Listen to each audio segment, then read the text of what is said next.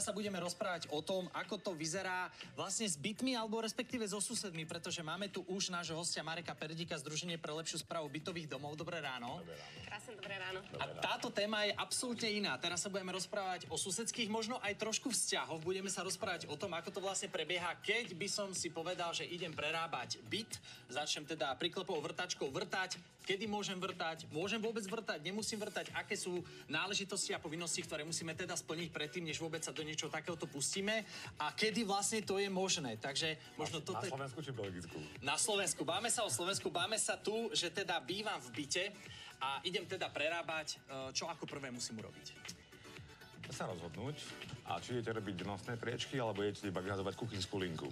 Nie tú telefónnu linku, ale tú kuchynskú. Čiže keď máte iba linoleum, potrebujete urobiť nejaké malé rekonštrukčné práce, môžete to robiť kedykoľvek, pokiaľ nebudete obťažovať susedov hlukom, alebo prachom, alebo nejakým iným bordelom, každopádne. Až urobíte nejaký zásah do spoločných častí, tak potrebujete už mať tam povolenie stavebného úradu.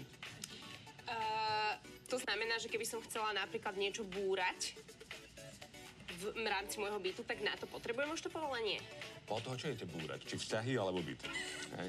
Čiže, Alebo priečky. ale sú nosné priečky a nie sú nosné priečky. Keď budete búrať nosnú priečku, potrebujete názor statika. Hej. Čiže tým pádom potrebujete znalecký posudok a to už nie je malá sranda. Tam už potrebujete naozaj zásah nejakých iných orgánov aj verejnej moci. A tým pádom, keď budete naozaj vyhadovať tú kuchynskú linku alebo si prerábať nejaký, neviem, kúpeľňu alebo toaletu a tak ďalej, tak na to nepotrebujete proste nejaký súhlas. Ale keď už idete robiť nosnú priečku, že si urobíte z tých malých dverí, veľké dvere, tak už narušíte statiku celého bytového domu a už tam pod vami bude praskať tá stena, čiže na toto si treba dávať veľký pozor. Dobre, aj keby to boli také, že menšie úpravy, tak stále je tam veľa hluku, veľa prachu. Odkedy dokedy môžem robiť nejaké hlučné práce? Vonkajšie alebo vnútorné. Na to myslí vyhláška Ministerstva zdravotníctva. 549, každopádne ale platí, keď robíte vnútorné rekonštrukčné práce a môžete robiť aj v noci čokoľvek, čo potrebujete. Lekvár napríklad, alebo tak, aj ten hluk sa dokáže urobiť vyšším spôsobom, ale 40 decibelová hranica. Každopádne ale nie v sobotu a v nedeľu, to nie.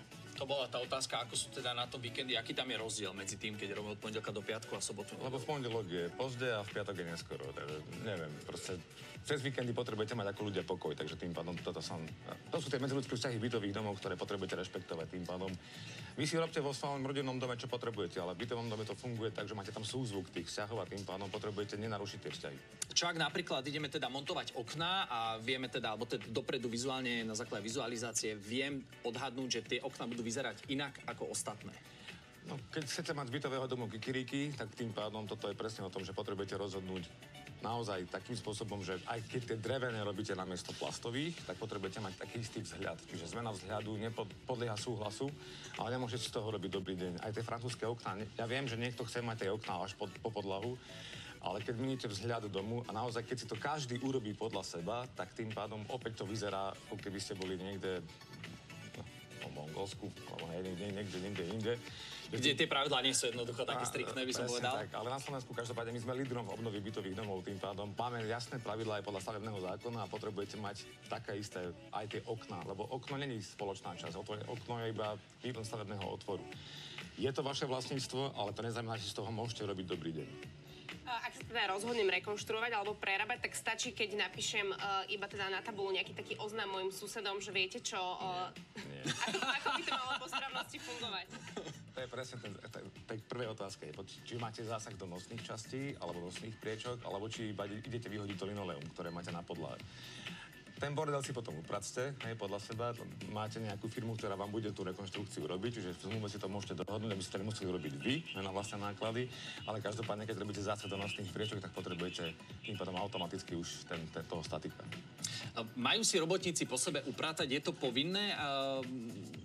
Je to akože len dobrý mrav, alebo je to skutočne nejako legislatívne upravené, že musí... Nie, je to dobrý mrav, na základe zmluvy. Čiže keď vždy vám niekto bude robiť, ak si zavoláte nejakého živnostníka bez urážky, hej, teraz na Slovensko, že urob mi toto, na dobré slovo, tak to potom aj skončí. Ale vždy je dobré mať tam nejaký právny dôvod, právny základ, urobiť si zmluvu a podľa článku 4 odsek 5, vymýšľam si, tak po sebe potrebujete upratať. Ak mám podozrenie, že nejaký môj sused prekračuje všetky tieto hranice, alebo teda, že zbúral nejakú nosnú priečku, tak ako by som mala narábať s touto situáciou? Ak ma to vyrušuje, ak mi to to vadí, ak už nesúhlasím s tým, do čoho zasahuje. Jednak kontaktovať správcu a správca už podľa bytového zákona má svoje možnosti. Nedokážete vynútiť toho vlastníka iba spustiť do bytového domu, ale jedine cez finančnú sankciu, ktorú mu dokáže správca alebo nejaký súd udeliť, tak ho dokážete vynútiť, aby nebol v takomto mentálnom stave, ako je. Čiže treba naozaj mať tie dobré vzťahy medzi sebou v bytovom dome, aby každému sa žilo lepšie. Marek, ďakujeme veľmi pekne zatiaľ teda za všetky otázky a odpovede, ktoré si nás odpovedal. Ďakujeme veľmi pekne. Rána, ale na čo sa zvyknúť nedá, tak to je asi zvuk priklepovky alebo teda nejaké šramotenie v bytovke, v bytovom dome počas leta. Je to veľmi nepríjemné. My sa dnes rozprávame teda s Marekom Perdíkom zo Združenia pre lepšiu správu bytových domov. Krásne dobré ráno ešte raz. Dobré ráno. No zvuk priklepovej vrtačky nie je úplne to ideálne, čo by sme chceli počuť nejako pravidelne často, alebo dlho, alebo ešte možno aj teda cez víkendy. Začneme možno tým, čím začať, keď chcem rekonštruovať byt, idem prerábať, ako začať. Pedrom. Tak Ja už len čakám, že ja som narodil roku 83, že keď príde huba buba. Možno príde. No, Možno aj toho akože- sa dočkáme. No, toto je presne taká krásna irčitá slovenčina ako šramotenie. Hej. Takže bytovka, keď potrebujete robiť rekonštrukciu bytových domov, potrebujete hlavne tolerovať susedov. No, a ja to stále hovorím, taká osveta, ktorá viac menej... A opakujem sa dookola, stále to isté. Keď máte rodinný dom, staráte sa o neho vy sám. Keď vám spadne na hlavu, je to váš problém, ale v bytovke si to dovoliť nemôžete. Tam máte súzvuk tých spoluobyvateľov a tým pádom potrebujete ich akceptovať a tolerovať. Takže čo potrebujete? Poznať zákon, nebúrať nosné priečky, ak áno, tak statika, a keď nie, tak po sebe upratať.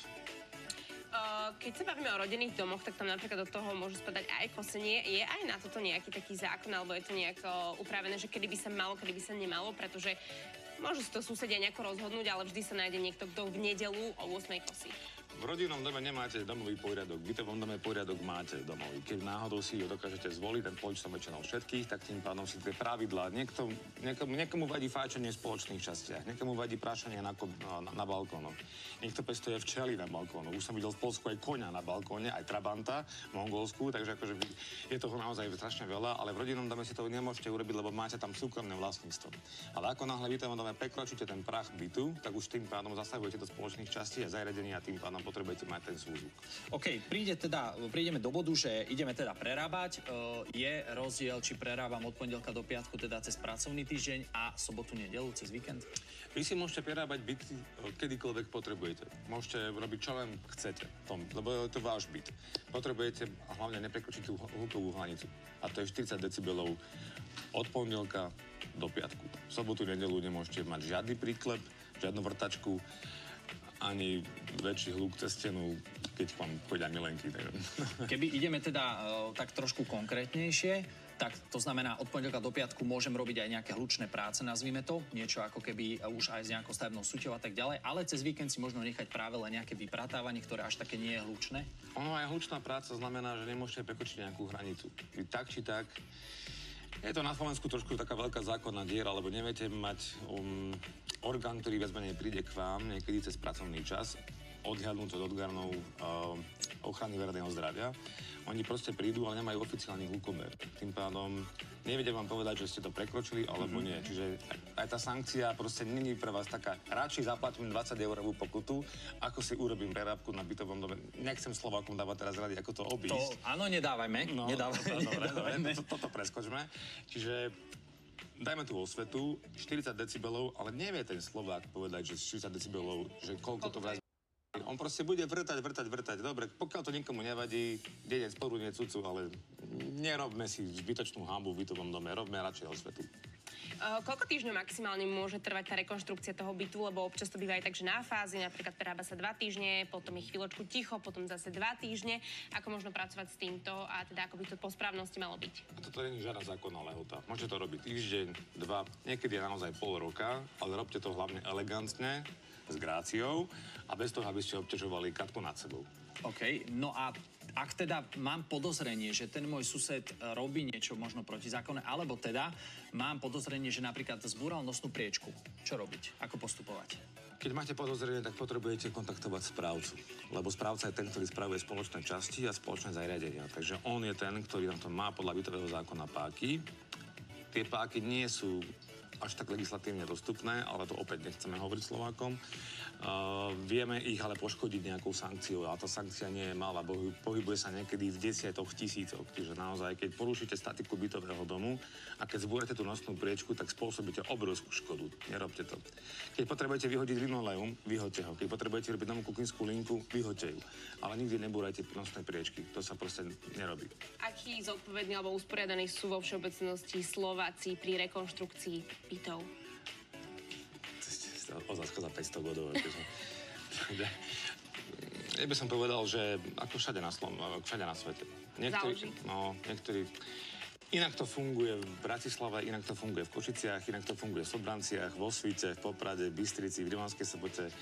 Každý z nás je nejaký atypický, ale každopádne, keď si dokážeme ustaliť tú mentálnu hranicu, nech žijeme kdekoľvek, tak to bude všetko fungovať medzi nami úplne v pohode.